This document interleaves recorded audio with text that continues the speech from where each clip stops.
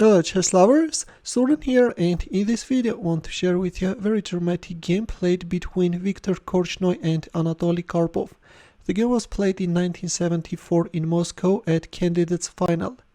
Since it was already clear that Bobby Fischer, who had not played a single game since Reykjavik, was unlikely to defend his crown, this candidates final was already unofficially considered to be a World Chess Championship match. This game is from round 21, and Korchnoi, who was playing with the white pieces, opened up with d4. Karpov responded with knight f6, knight f3, e6, g3, b6, bishop g2, bishop b7, and c4. We have the queen's Indian defense, bishop e7, knight c3, black castled kingside, queen c2. White is taking under control the central e4 square, and in return black is undermining white's center, c5. c5, Korchnoi met with d5. The vulnerability of this long diagonal makes d5 possible. He takes d5 and knight g5. Knight c6. Well, in the fifth game of their match, Karpov had played g6, and this knight move came as a surprise for Korchnoi. This time to g6, Korchnoi had prepared h4. In the fifth game he had proceeded with queen d1, and then after d6 he had played c takes d5. But in our game after knight g5 we have knight c6 by Karpov and knight takes d5 with a devastating knight takes f6 threat.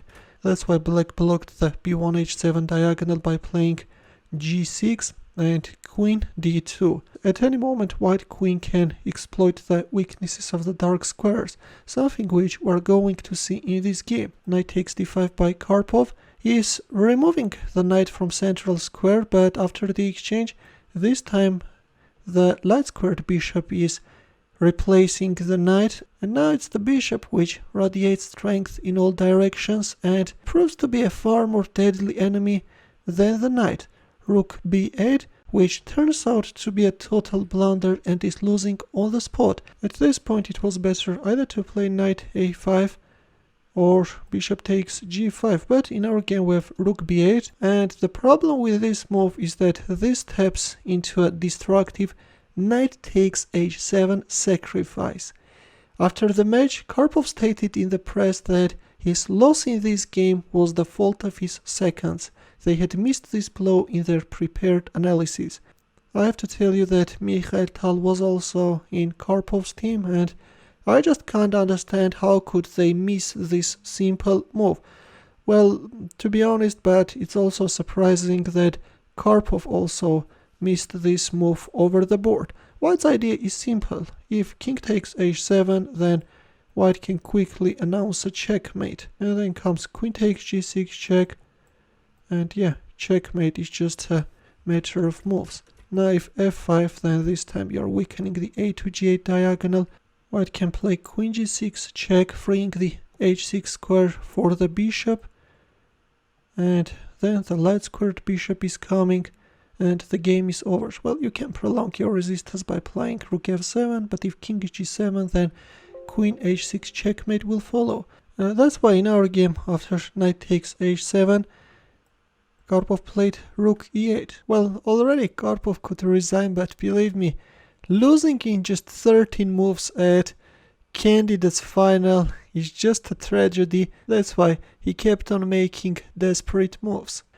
Rook e8 was met with queen h6 with a devastating queen g6 threat, knight e5 and knight g5. This time white is freeing the h7 square for the queen. All black could do was to remove the knight, but here comes bishop takes g5.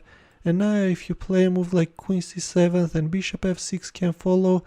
That's why to bishop takes g5, Karpov answered with queen takes g5. He's giving up his queen. Queen takes g5, bishop takes d5. Desperate attempts. Black's position is totally lost. And here an interesting incident occurred.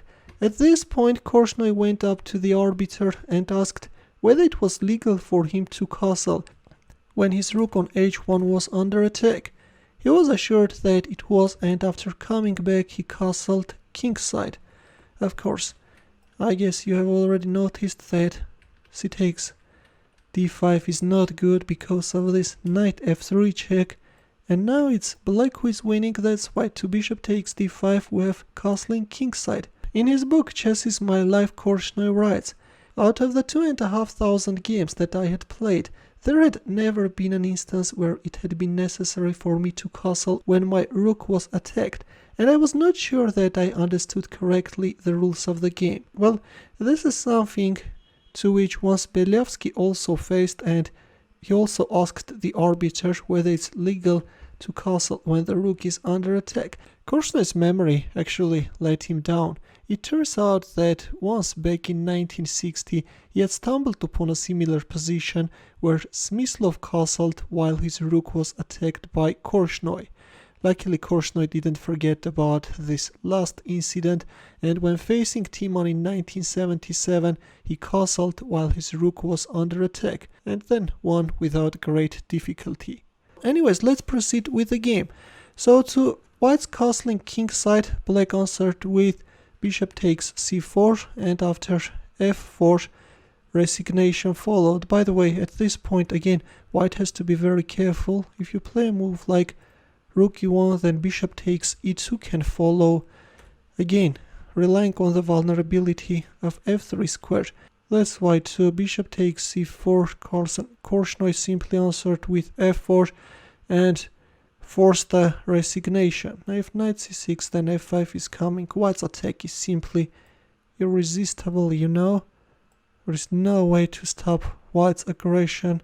Or at this point, if you move like rook e5, then queen f4 can follow, and now if you protect your bishop, then f takes g6, yeah, there is no way to save the game. Black is down materially, and also his king side is very vulnerable. That's why finally on move 19 after f4 Karpov resigned.